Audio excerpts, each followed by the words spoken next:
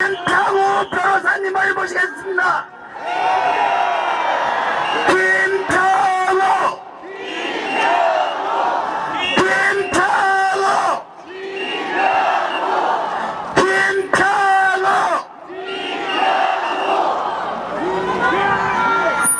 여러분, 헌재 앞에서 목숨을 바치신 분입니다. 마음에 준비하시기 전에 한 번 더 합시다. 탄핵을 탄핵하라! 탄핵을 탄핵하라!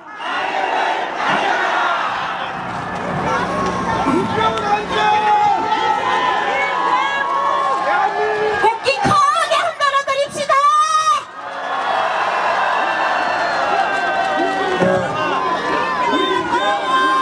여러분,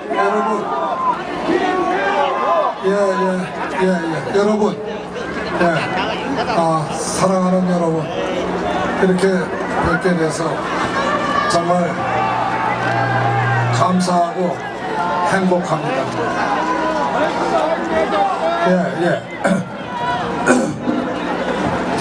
마이크 잘 들려요?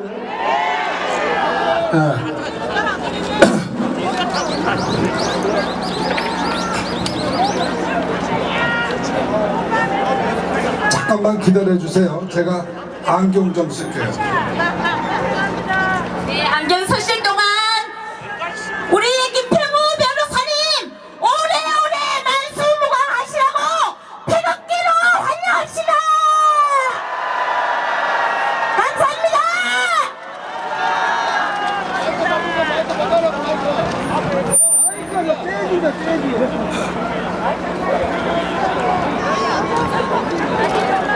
사랑하는 법치와 애국의 부산 경남 시민 여러분, 조갑제 딱함에 탄핵을 탄핵한다, 이 책을 쓴 김평우 변호사입니다.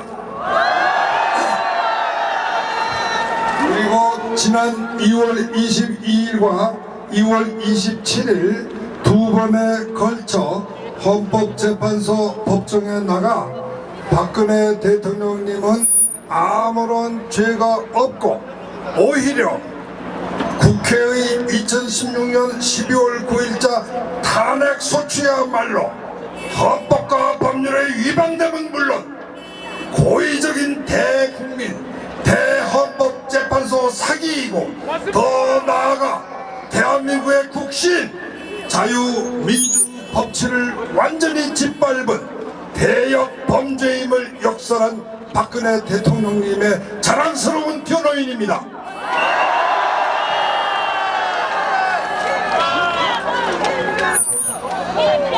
부산 시민 여러분, 부산은 500여 년 전 일본의 도요토미 히데요시가 명나라를 치는데 길을 비켜라, 이런 오만한 지시를 우리 조선 임금이 받아들이지 않았다 하여 15만 대군으로 우리 조선 반도를 침략하였을 때 제일 먼저 외적에 맞선 첫 전투에서 우리 민족이 순국의 피를 최초로 흘린 것입니다.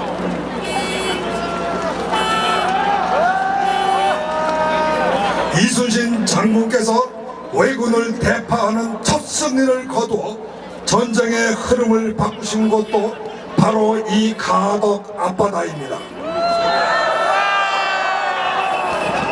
그뿐이 아닙니다. 1950년 6.25 사변 때도 북한 김일성의 기습 남침에 대한민국의 국군이 밀려서 낙동강 방어선에서 겨우 숨을 헐떡이고 있을 때 이곳 부산 마산에 경남 시민들이 최후의 보루가 되어 지키지 않았더라면 오늘의 대한민국은 없었을 것입니다. 또 1960년 4.19 사건 때도 자유당의 부정선거에 항의하여 최초로 대한민국 국민이 민주 자유를 위해 피를 흘린 것도 바로 이곳 부산 마산입니다.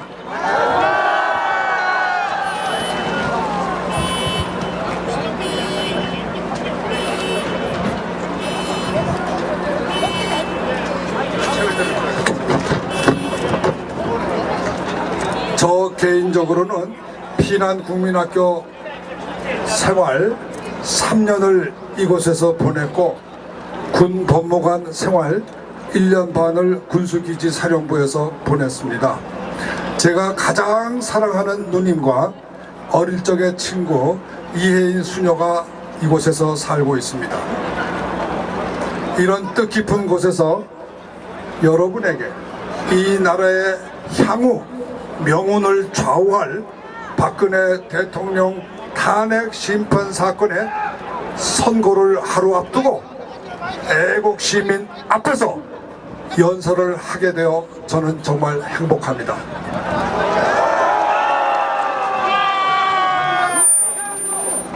여러분, 이번 탄핵은 단순히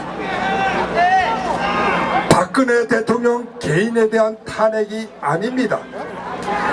이번 탄핵은 대한민국의 국시, 자유, 민주, 법치를 완전히 짓밟고 민주, 민족, 민중의 삼민주의, 즉 김일성의 주체 사상으로 대한민국의 국시를 바꾸려는 반역 세력들의 대한민국 국시에 대한 도전입니다.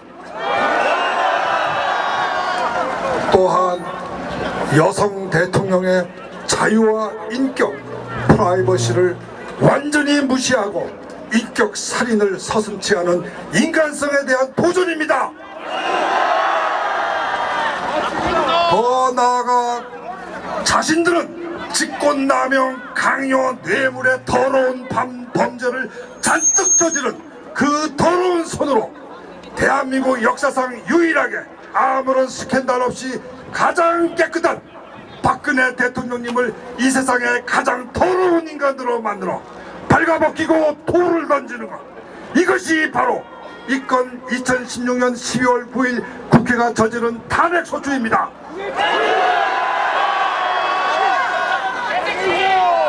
이는 너희들 중에 죄 없는 자만이 돌을 던져라. 역사상 가장 신성한 명령에 대한 도전입니다. 아무 고의 없는 인간의 개인적 실수나 허물을 처벌할 수 있는 것은 오직 신만이 할 수 있는 신의 영역입니다. 우리 인간은 다 신 앞에 죄 많은 피조물입니다. 그런데 저들은 마치 자기들이 신이라도 되는 것처럼 인간 박근혜, 여성 박근혜를 발가벗기고 단두대에 올려 목을 치고 공을 만들어 순진한 어린이들에게 공놀이를 시키고 있습니다.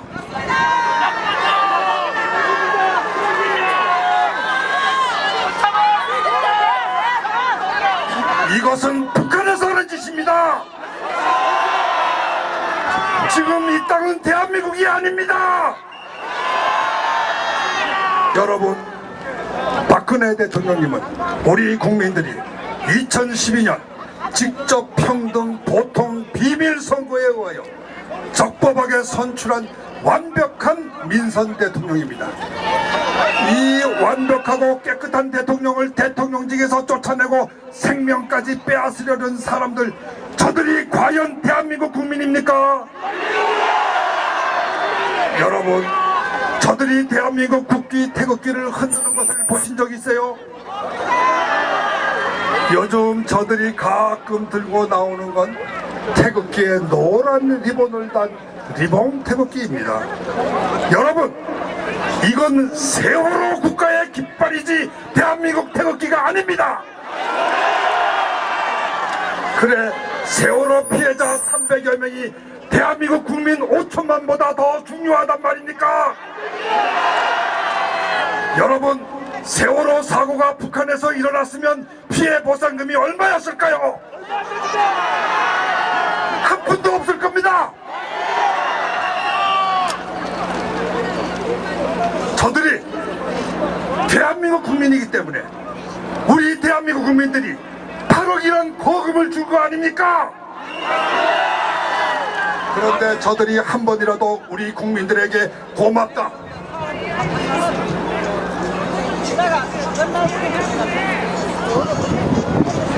감사한다, 이 과분한 보상금을 대한민국을 위해서 값지게 쓰겠습니다. 이렇게 단 한마디라도 말한 적 있습니까? 나는 감히 묻겠습니다. 세월호 유족들에게 더 많은 보상금과 특전을 주어야 한다고 외치는 저들은 과연 대한민국 국민들 맞습니까? 당신들의 정체는 무엇입니까?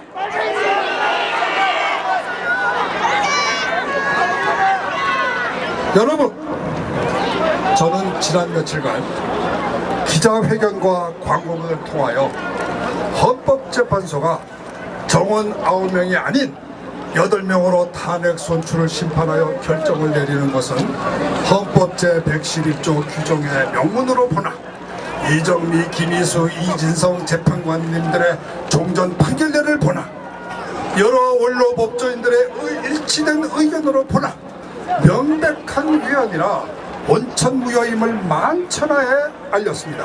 맞습니다.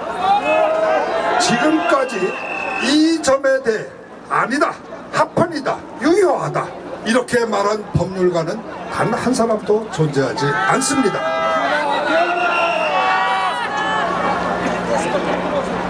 그러니까 헌법재판소는 황교안 권한대행이 헌법이 규정한 신임 헌재소장을 임명하고 국회가 동의 절차를 마쳐 9명의 재판관을 채울 때까지는 심리는 몰라도 탄핵의 결정을 내리는 그러한 인용이니 기각이니 하는 결정을 내리는 심판을 중단하고 그동안에 심리를 속게 해서 이 사건 탄핵 소추의 목적과 과정과 절차가 헌법에 전혀 맞지 않으므로 소추장 내용에 들어가 살펴볼 필요도 없이 각하되어야 한다는 저와 여러 변호인들의 소위 적법 절차 주장이 과연 맞느냐? 아니면 국회 소추 의결 절차에는 아무런 하자가 없다는 법무부의 회신과 강윤원 헌재 주심 판사님의 상반된 의견이 맞는지 이 점에 대하여 양측에서 제시하는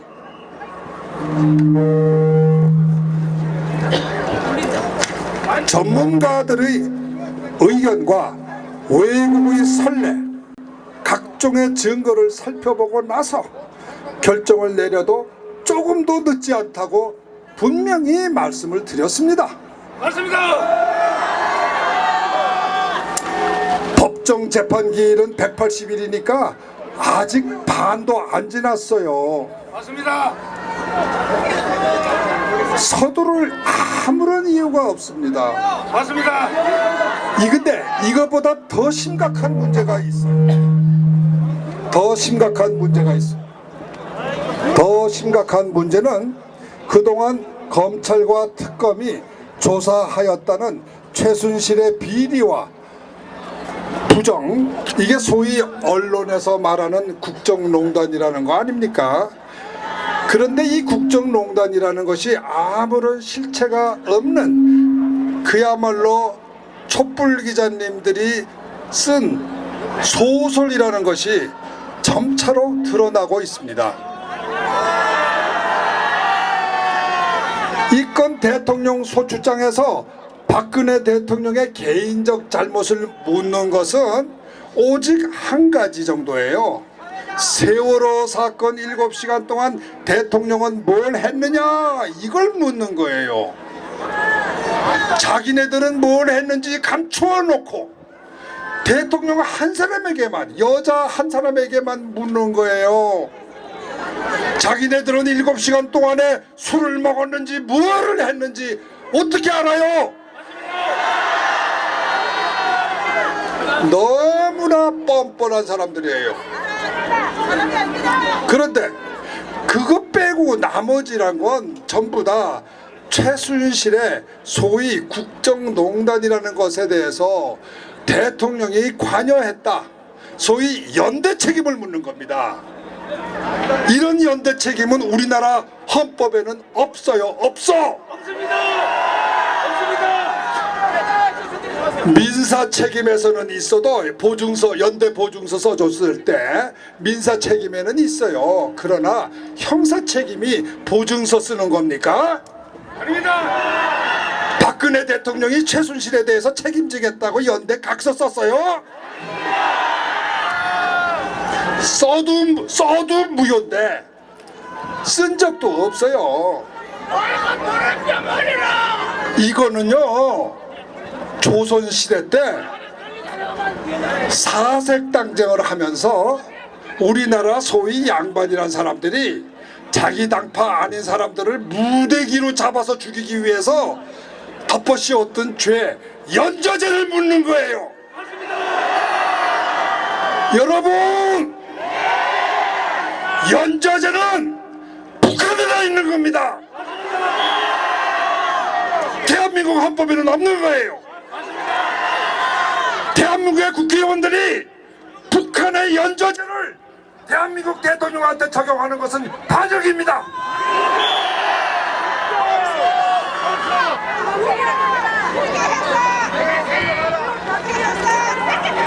최순실의 비리 부정에 대한 판단이 내려지지 않고는 박 대통령에 대한 이건 탄핵 소추는 올바른 결정이 나올 수 없지 않겠어요? 아니, 연좌제를 묻더라도 그렇다 이겁니다. 제 말은 연좌제를 못 묻는 거니까 처음부터 소추한 건 잘못이지만 100%를 양보해서 그래 좀 책임을 좀 조금이라도 먼저 찾고 싶다면 그래도 염치가 있어야지. 우선은 최순실이 죄인이라는 걸 밝혀야 될 거 아니에요. 최순실의 죄를 밝혀야 지네들 말대로 북한 형법을 적용해서 연대 책임을 묻든지 조선시대 형법을 적용해서 연좌 책임을 묻든지 해야 될 거 아니에요. 그런데 최순실의 비리가 지금 유죄로 판결 났습니까? 지금 최순실의 비리는 말이죠, 고영태 일당에 무슨 온갖 조작이라는 사실이 하나씩 드러나고 있어요.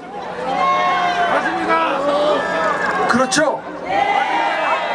여러분, 여기 저 조갑재 선생님 오셨는데 조갑재 선생님 나중에 말씀 한번 들어보세요. 참 이게 그러니까 이게 들통이 나니까 고영태 일당이 지금 잠적을 했습니다.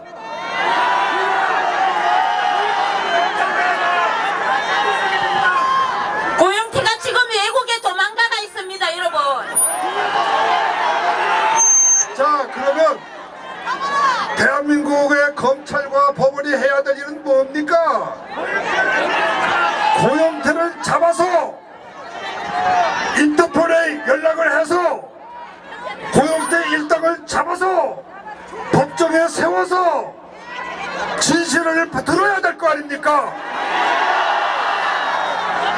지금 형사법원은 이 딜레마에 빠져서 재판을 못하고 있지 않습니까? 그런데 형사법원도 아닌 헌법재판소가 고영태 일당이 유죄라는 전제에서만 책임을 물을 수 있는 박근혜 대통령에 대한 탄핵 심판 사건을 결론을 내리겠다는 거예요.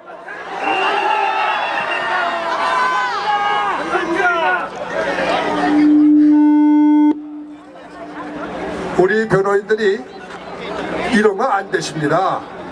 아유, 저 고영태 일당 좀 잡을 때까지 좀 기다려서 좀 했더니 판사님 말씀이 강일원 재판관이가 이정민 재판관 하시는 말씀이 소환장을 띄었는데 그 소환장이 되돌아왔어요. 이거 송달불능입니다. 자꾸 이렇게 송달불능인 재판을 자꾸 하자 그러면 어떻게 해요? 이러면서 모든 증거 신청을 그날로 전부 기각을 했습니다. 녹음 파일 2,000개를 무시했습니다, 여러분 한번 들어보세요. 제 말 한번 들어보세요. 아니, 고영태 일당의 잠적이 그래 송달 불능입니까?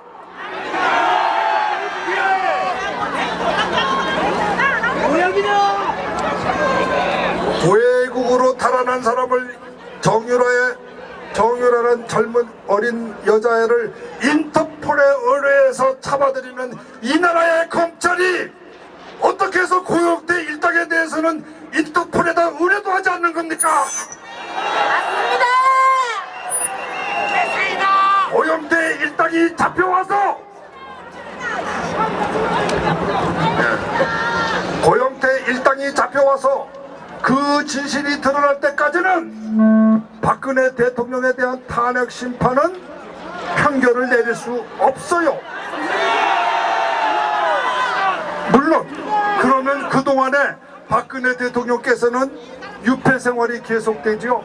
이거는 부당하죠. 여기에 대한 구제 방법은 우리 변호사들이 찾아보겠습니다.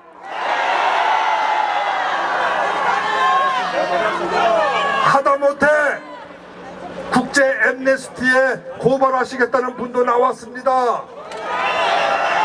인권위원회, UN 인권위원회에 제소하시겠다는 분도 나왔습니다.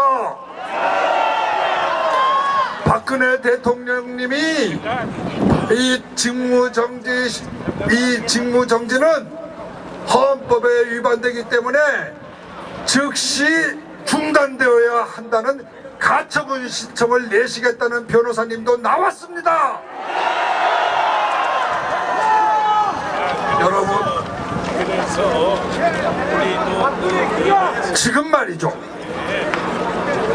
고영태 일당의 조작이라는 사실이 점차적으로 드러나고 소위 진실이 처음으로 6개월 동안 숨어 있다가 진실이 고개를 들고 마침내 삐죽이 올라오려는 이 시점에서 박 대통령에 대한 탄핵 심판을 내리겠다고 하는 것은 정상적인 사람들의 판단력이라고 저는 보지 않습니다.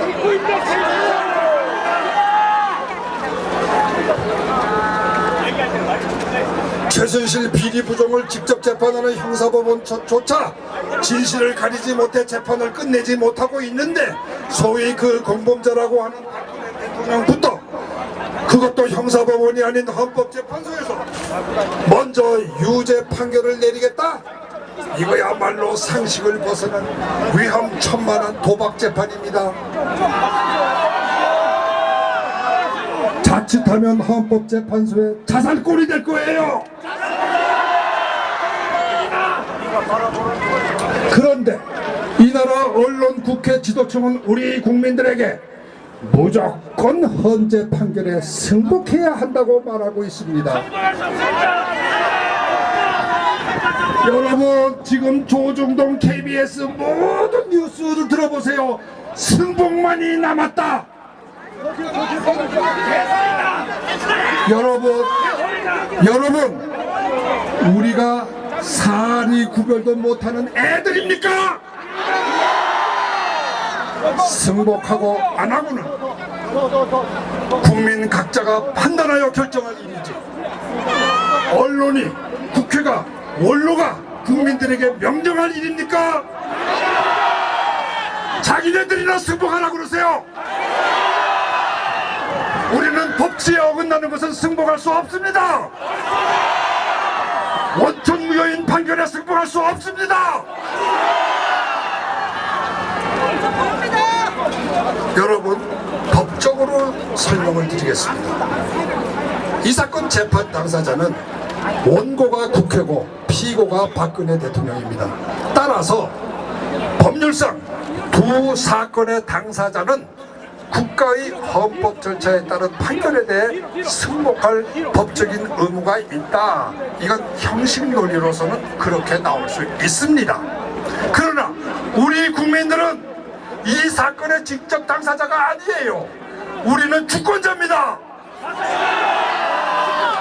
주권자이기 때문에 그 재판이 잘못된 것인가 아닌가를 판별할 권리가 우리한테 있어요.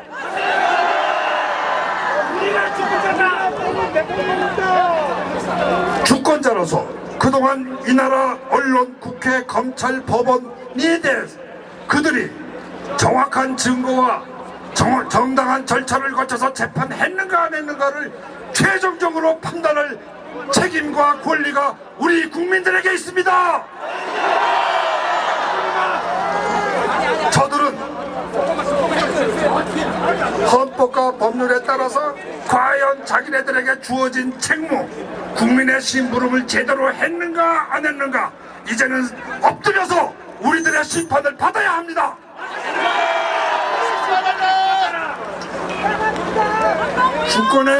주권자인 국민의 심판을 받아야 할 종들이 주인인 우리에게 무조건 승복을 하라는 것은 적반하장입니다.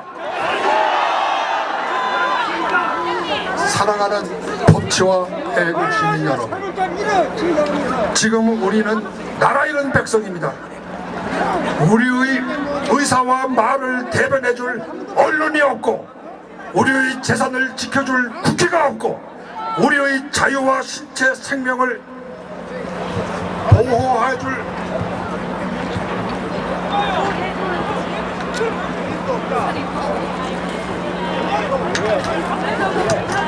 검찰이 없고, 우리의 정당한 주장과 증거를 받아줄 법원이 없습니다. 우리는 이제 다 같이 손을 잡고 일어나야 합니다. 오늘 이 순간 저와 함께 태극기를 흔들며 힘차게 선언합시다.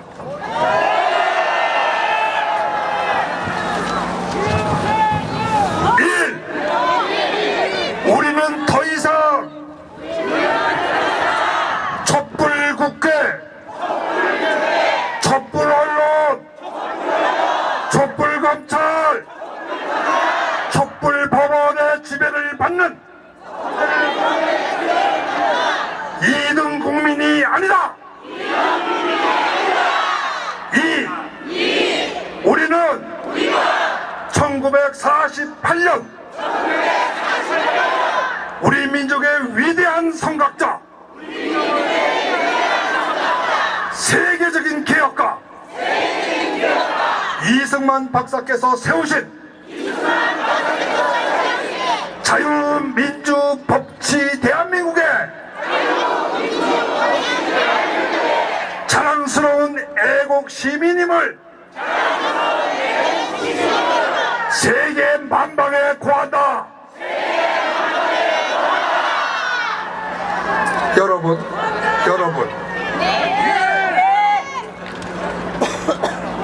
우리들의 지금 이 태극기 애국 집회는요, 탄핵 심판만으로 끝나는 것이 아닙니다.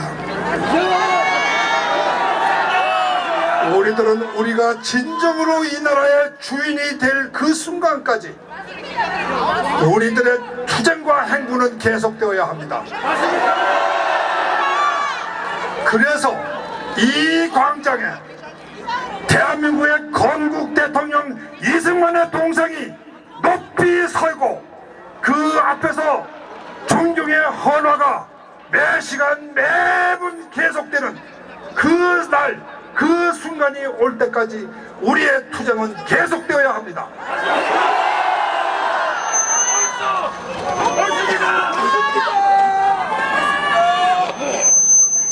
여러분, 헌법재판소가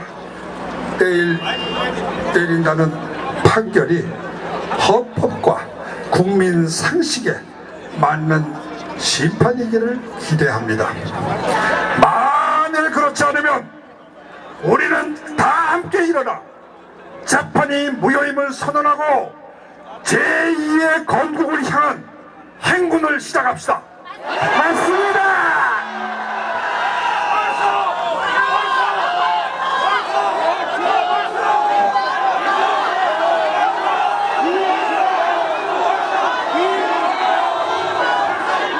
예, 감사합니다. 아, 나의 사랑하는 조국 대한민국 영원하리라.